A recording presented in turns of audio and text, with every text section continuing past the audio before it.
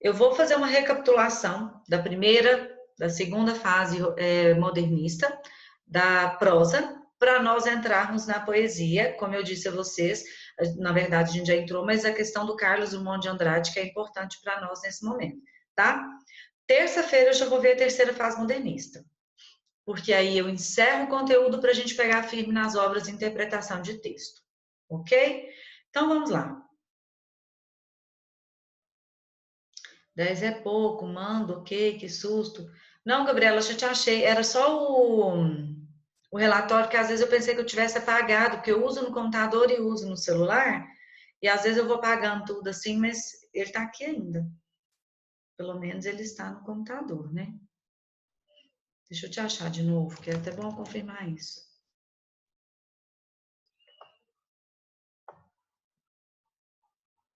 Não, deu certo, tá? Pode ficar tranquilo.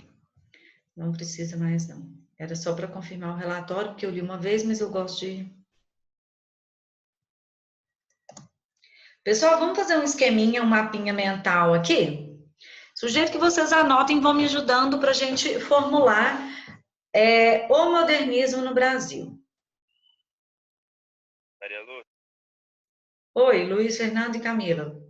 Estou te aceitando já. Deu? Desculpe-me. Não havia visto. Gente, vamos lá. Vamos construir um mapa mental aqui para nós relembrarmos isso. Modernismo no Brasil. Tá? Por que no Brasil? Porque nós temos que falar um pouquinho de Fernando Pessoa. Bom dia, Camila. Tudo bem? Nós temos que falar um pouquinho de Fernando Pessoa em Portugal.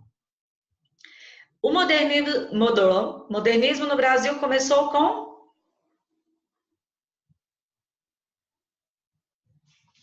Vocês não vão me deixar falar sozinho hoje, não, né? Não. Então vai. Primeira fase, Natália. Como que começou o modernismo no Brasil? Não é com o negócio dos índios? Não. Que negócio, meu senhor. É a ruptura. Que dia que começou o modernismo no Brasil? Que dia, querida? Que evento, pelo menos, então? Semana de Arte Moderna. Muito obrigada, gente. Tô adorando.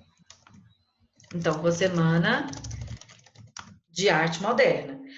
O dia 13, 15 e 17 de fevereiro de 1922. 13, 15 e 17 de fevereiro de 1922. Século XX, grandes mudanças no Brasil. Então, vamos lá. Vamos detectar aqui características dessa primeira fase. Principalmente lembrando que na primeira fase, as características se embaralham, tá? A questão da prosa e da poesia. Foi mais aparecido, foi mais destacado a questão da poesia, exceto com Macunaíma, tá? Então, a poesia ela foi mais presente. Mesmo que nós tivemos algumas outras obras, Cobra Norato, que foi uma mistura, né, de lendas, aqui vai ser um resgate cultural e a poesia que vai estar mais perto, mais próxima ao público.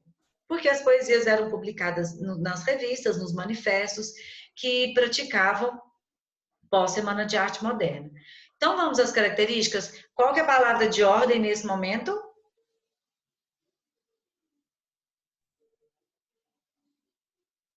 Não me deixem conversando sozinho, por favor.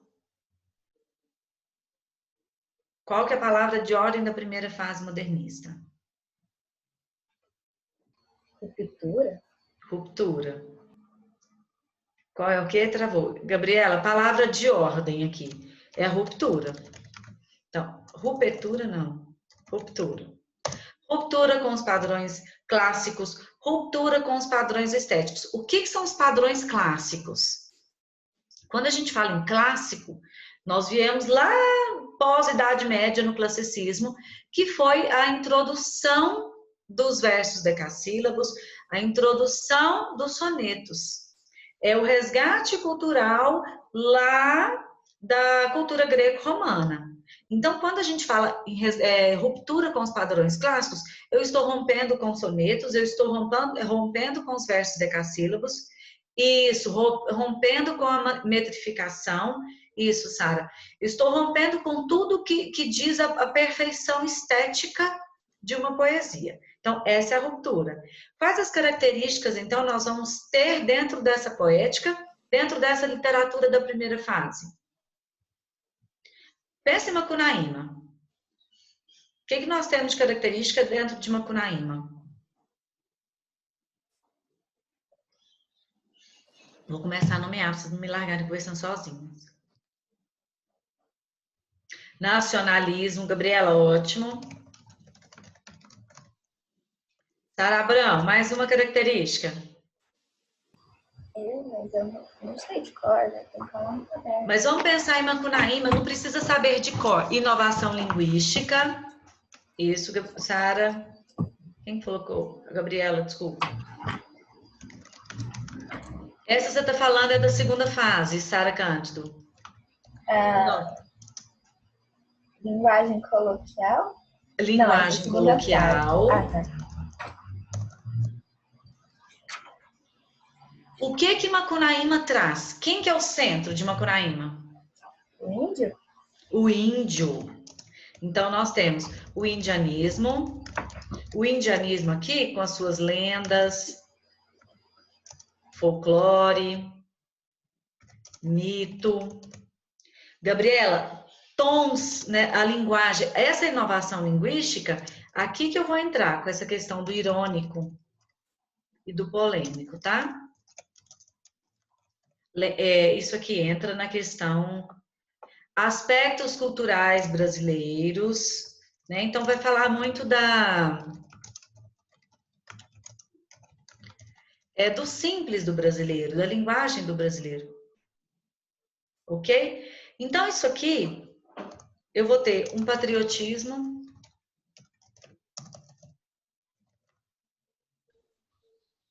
então aqui nós temos algumas características importantes da primeira fase. Lembrando que a primeira fase, essa questão da ruptura, eles prezam um pouco mais pela formalidade do poema do que pela temática do poema, tá? Quando eu digo informalidade, eu falo dos aspectos formais, não de ser formal. Os aspectos formais, a métrica, a rima, a questão da estrofe, a formação da estrofe. Essa formalidade, eles querem mostrar isso, Gabriela, poemas pílulas, poemas muito breves, né, muito curtos. Poemas pílula.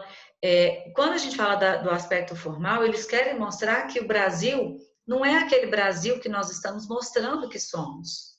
O Brasil, ele é um Brasil da feijoada, ele é o Brasil do samba, ele é o Brasil do carnaval, que é sinônimo, né, para muita gente ainda de desordem. Ele é um Brasil puramente do brasileiro, do mulato, do branco, do índio, do negro. Ele é o Brasil de mistura. Oi, Sara.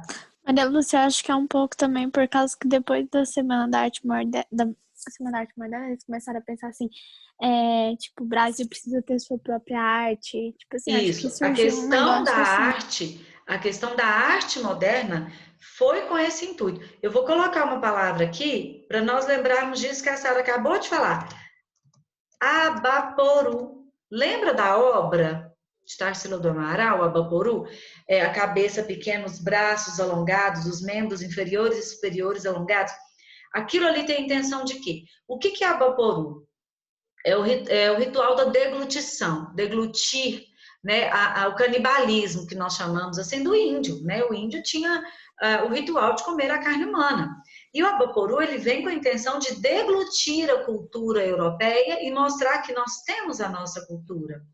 Lembra daquele vídeo que eu passei para vocês da semana, o Monteiro Lobato falando isso? Eu não quero uma semana de arte moderna no Brasil. Eu quero uma semana de arte brasileira. Porque moderna já está acontecendo na Europa. Aqui a gente precisa mostrar a semana de arte brasileira.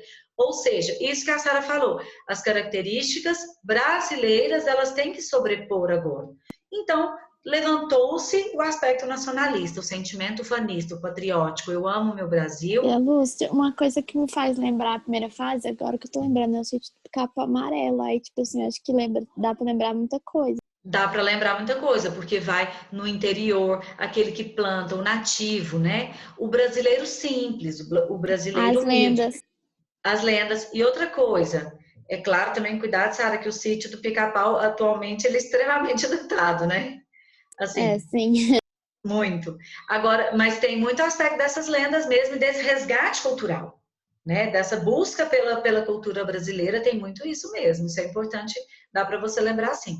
Agora, outra coisa. Aqui nós vamos ter o sentimento da pátria, o sentimento ufanista. Então, é uma primeira fase que vai defender o Brasil em seus aspectos culturais, sociais. Por quê? Numa fase anterior, nós tivemos o parnasianismo. O parnasianismo, ele não era para todos. O parnasianismo era para aquela parte da população que ia lá para Paris uma, duas vezes por ano, ver o que nós tínhamos de inovação. Inovação no vestuário, inovação literária, inovação artística, que era a Belle Époque, que era a construção do ápice. Era mesmo, Sítio do Pica-Pau Amarelo. Ó, meu primeiro crush. Ela já tá lembrando até do Pedrinho já. Então, a construção da Belle Époque, que era feita no parnasianismo, era para pouquíssima parte da população, principalmente Rio de Janeiro. Era extremamente limitada. E agora essa primeira fase vem com essa vertente. Além de mostrar os aspectos culturais, quer mostrar o bom brasileiro. O bom brasileiro que mora no interior, o bom brasileiro que tem as culturas da roça, que faz seu pão de queijo, que faz a sua feijoada, que dança seu samba, porque isso não era mostrado. E a partir dessa primeira fase, nós tivemos abertura para a arte que nós temos hoje. Se hoje nós temos uma poética não preocupada com a métrica, com os sonetos, é graças a essa fase, a essa geração, a essa semana de arte moderna. Se hoje nós temos a arte urbana, a poesia concreta, se nós temos essa arte mesmo, né, tão variada, as músicas de protesto, por exemplo, é graças à Semana de Arte Moderna, tá? Então, é claro que causou estranheza naquela época, porque buscava, de certa forma, essa ruptura mesmo. E aí, isso, as mulheres começaram a ter presença na literatura e arte. Aqui no Brasil, nós vamos começar, de fato, na segunda fase modernista, né? A gente vai começar com Cecília Meirelles. Mas nós já tivemos a questão da Jane Austen no romantismo, que ela aparece um pouco, né? Algumas autoras que surgem anteriormente, mas de fato as mulheres vão ter maior efervescência aqui sim. Primeira fase modernista. Ah, faltou eu colocar autores. E aí, gente? 3 que não podemos esquecer jamais. Não me deixem conversando sozinha, por favor. Bárbara, Aninha, Amanda, Felipe. Os Andrades. Euclides da Cunha no pré. Ou Sertões, Sara? Andrade. Quem foi o precursor da semana? A Bárbara. Anitta sei lá como fala. A Anitta Malfatti foi na arte, né? Ela é pintora. E na literatura?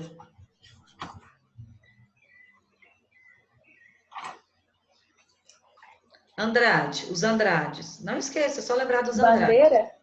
Hã? Manuel Bandeira? Manuel Bandeira. E quem são os Andrades? Lado de Andrade.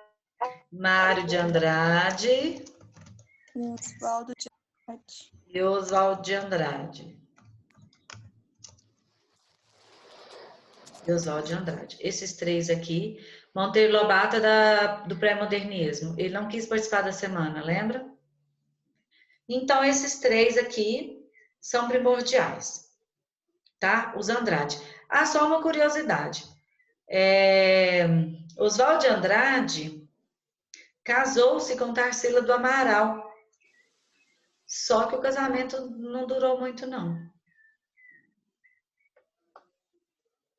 Mas eles tiveram um enlace. Um crush, como diz a Gabriela. Segunda fase. Segunda fase, nós vamos tratar principalmente agora da prosa, tá?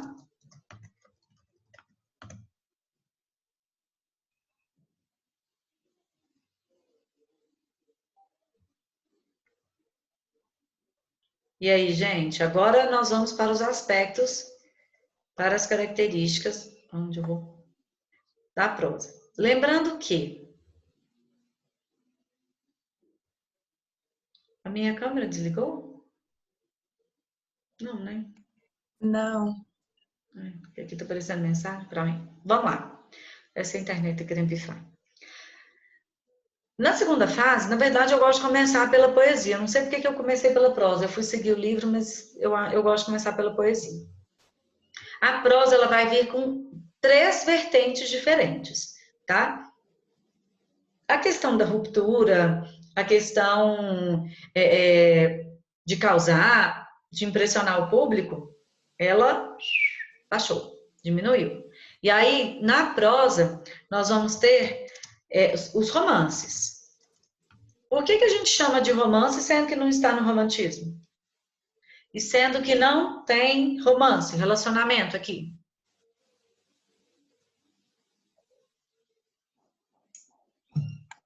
Porque romance é um tipo de obra lá?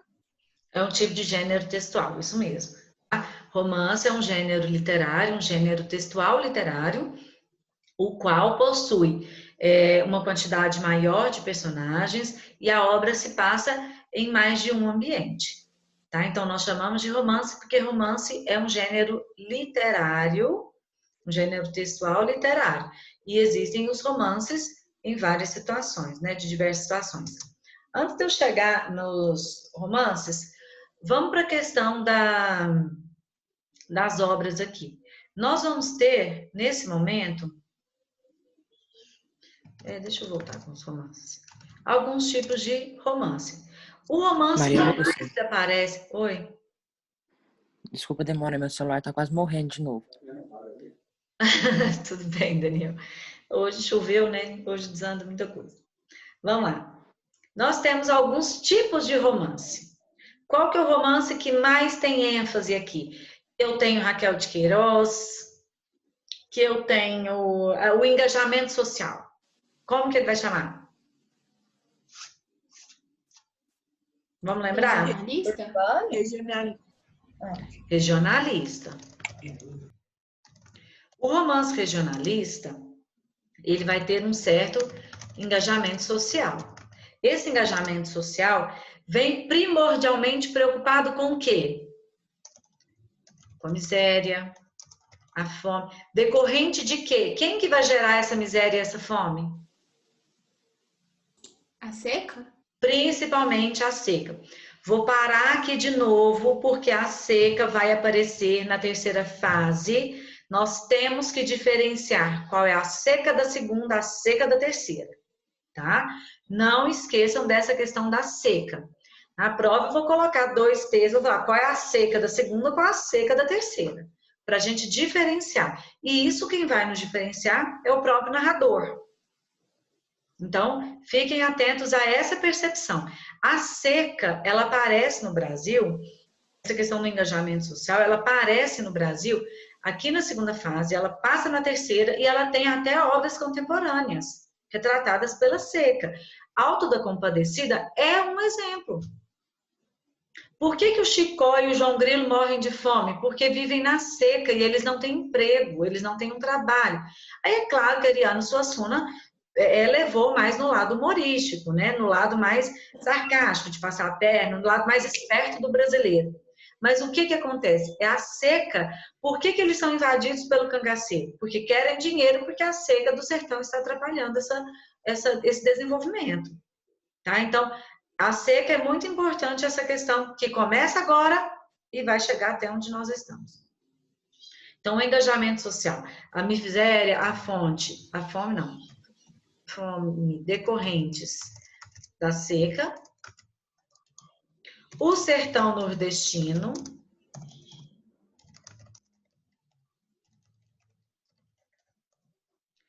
problemas sociais, principalmente os problemas sociais. Quem são os autores dessa vertente e suas obras? Lembra da obra que eu falei na aula passada? Que a gente falou muito tempo dessa obra. Alguém lembra o nome dela? Vidas Secas. Vidas Secas. É uma das principais obras, tá? De Graciliano Ramos. Tem uma obra que eu já sugeri para vocês, até falei um pouquinho dela, que é uma obra de Jorge Amado, Os Capitães da Areia. De Jorge Amado.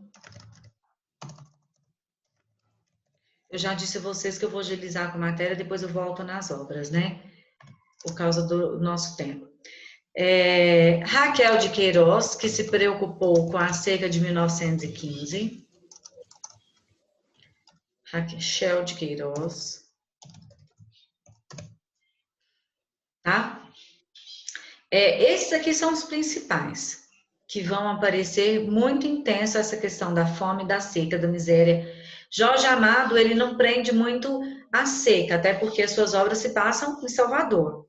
Mas ele se prende aos problemas sociais, aqui no caso do menor abandonado, da falta de apoio social e governamental, do estupro, da fome, né, do roubo, dos assaltos, os meninos praticavam roubo para viver mesmo, para se alimentar. Depois nós vamos ter o romance intimista, que aqui um deles eu até coloquei como romance urbano, mas o próprio livro traz como romance intimista. O romance intimista, ele vai trazer problemas de questões pessoais, o eu interior. Tá? Esse eu interior, ele foi apresentado, é claro que eu estou colocando aqui alguns mais abreviados, tá? Alguns autores. Nós vamos ter Os Ratos, de Dionélio Machado.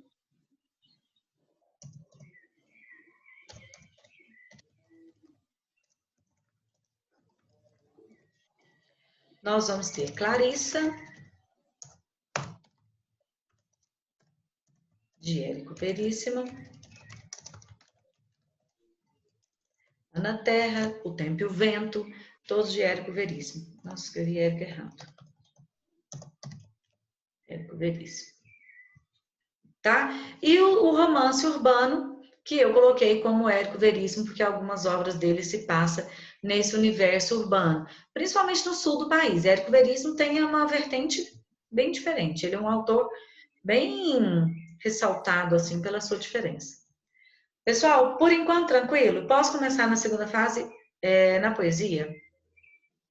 Quando a gente fala de questões sociais e questões políticas, na contextualização histórica, se passa na segunda fase da prosa também, né?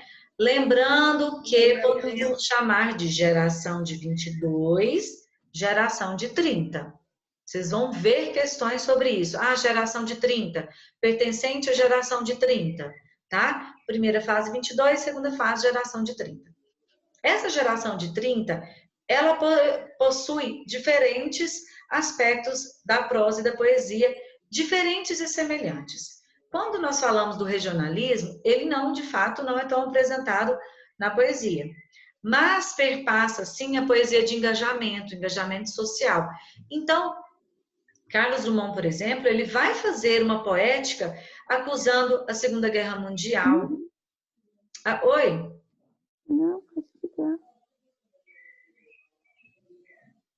Ô, Maria Lúcia, Oi?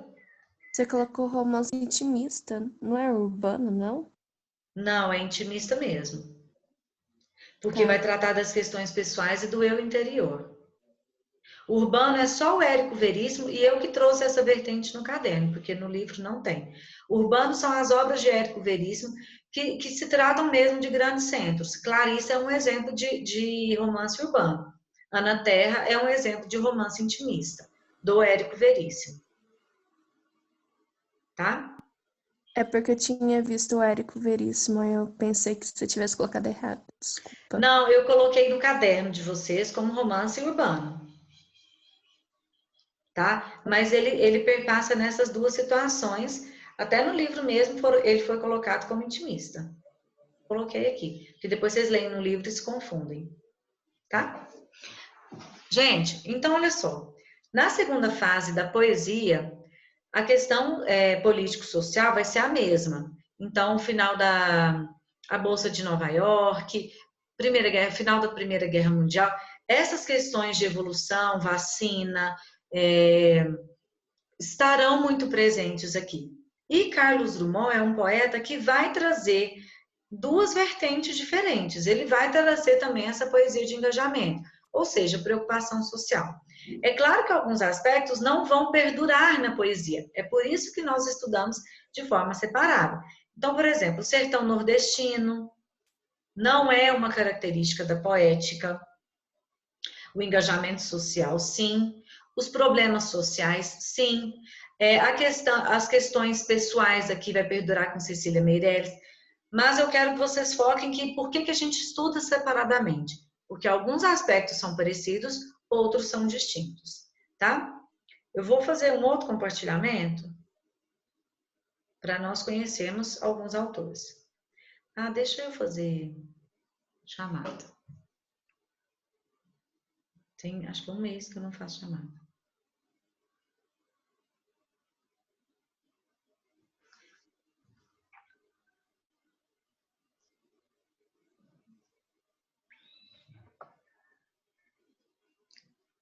De 19. Me falem, por favor, se alguém for falando no chat, porque agora eu tô fazendo chamada por aqui e eu não consigo ver.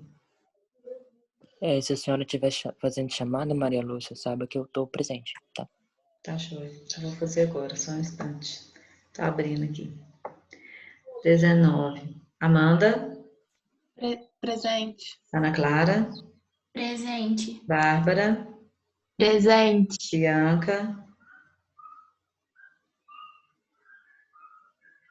Tá no chat, não?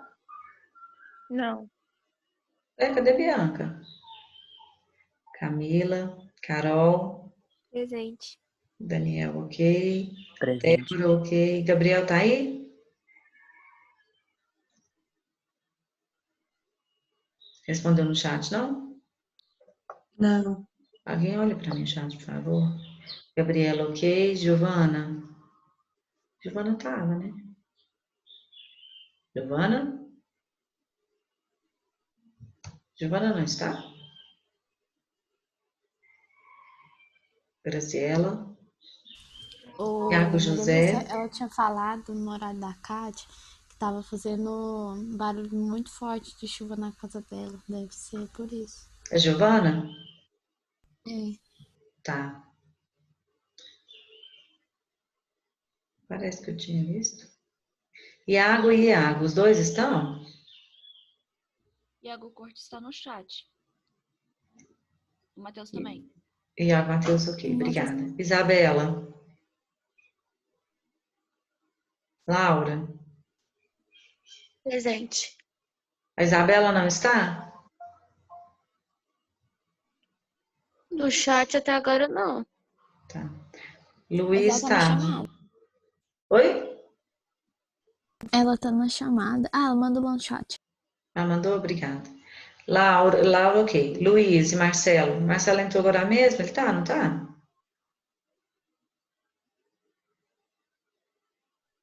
Ninguém respondeu? Matheus, Natália, ok? Pedro?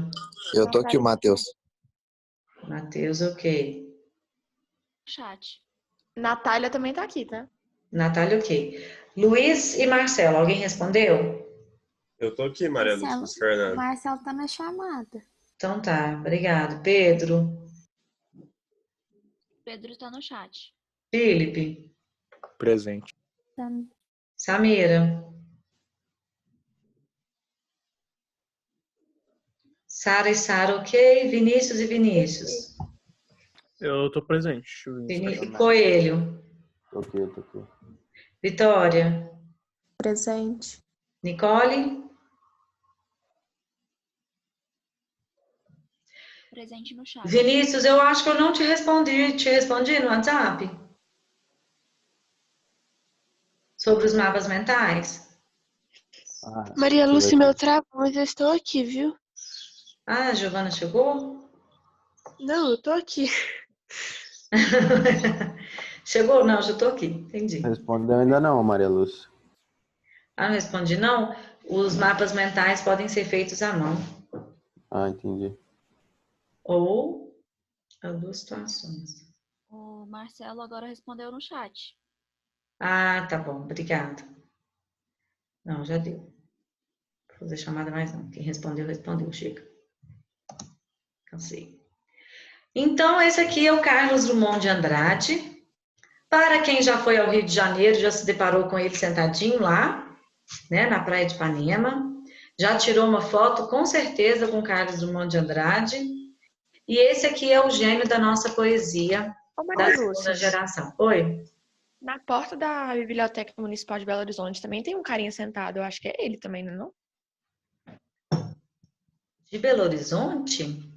É, eu lembro que tem um cara sentado na porta da... Tem 2 caras sentados na porta da Biblioteca Municipal. Nossa, eu vou pesquisar, Natália. Não sei se é ele, não. Eu sei lembro que quando eu era pequena, eu tirei foto lá. Ele tá na praia de... Ele tá melhor do que na biblioteca. Ele tá na Praia de Ipanema.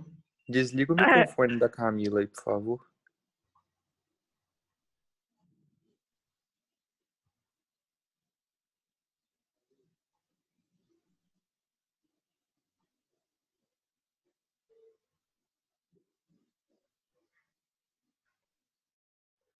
Isso, deixa eu te ver. Vamos lá. Então, esse aqui é o Carlos Drummond de Andrade, um poeta que buscava essencialmente a simplicidade, principalmente a simplicidade brasileira. E Carlos Drummond, gente, nós vamos estudá-lo principalmente em sua poética, né? Inclusive, tem uma obra chamada Rosa do Povo, que é uma coletânea de poemas de Carlos Drummond, que vai cair na UFO. Acredito eu que caia o ano que vem também, uma vez que a lista da UFO está perdurando por 2 anos, isso já acontece há algum tempo. Só que Carlos Drummond tem ótimos contos, e a gente não estuda muitos contos de Carlos Drummond. Depois vocês pesquisam, por favor, alguns contos. Tem um chamado Flor, Telefone e Moça, que é um conto muito interessante. Tem um conto que vocês leram no Fundamental chamado A Doida. Eu já falei dele, eu acho. Vocês lembram desse conto? Que uma senhora morava numa casa, que todo mundo apedrejava a casa desde sempre, e que depois um menino resolve entrar dentro da casa e depara com ela, assim, bem machucada, bem sofrida. Já leram esse conto? Tem alguns contos muito interessantes de Carlos Drummond. Carlos Drummond tem uma poesia chamada Pedra no Caminho. Vocês já ouviram? Tinha uma pedra no meio do caminho. Uma pedra no meio do caminho. Havia uma pedra no meio do caminho. No meio do caminho tinha uma pedra. Nós vamos falar um pouquinho desse conto, que ele é tranquilo. E mesmo Carlos Drummond, ele fala que ele... eu lembro desse poema, Esse poema, ele é bem repetitivo, Tem aquele da quadrilha também, acho que é dele, não é? É dele, é ótimo. João amava Teresa, que amava Raimundo, que amava Lili. Parece aquela música da Marília Mendonça. Qual? Aquela assim, quem eu quero não me quer. Ah, é mesmo. E aí, quadrilha, por quê? Porque quadrilha é a nossa dança típica e existe aquela troca de casais na quadrilha, né? Tem algumas situações que você troca de casal, aquela que a cadeirinha vai no meio, aquela cestinha de flor, segue dama. Durante a dança da quadrilha, em vários momentos, você troca de par. Por isso, o nome daquela poesia, quadrilha.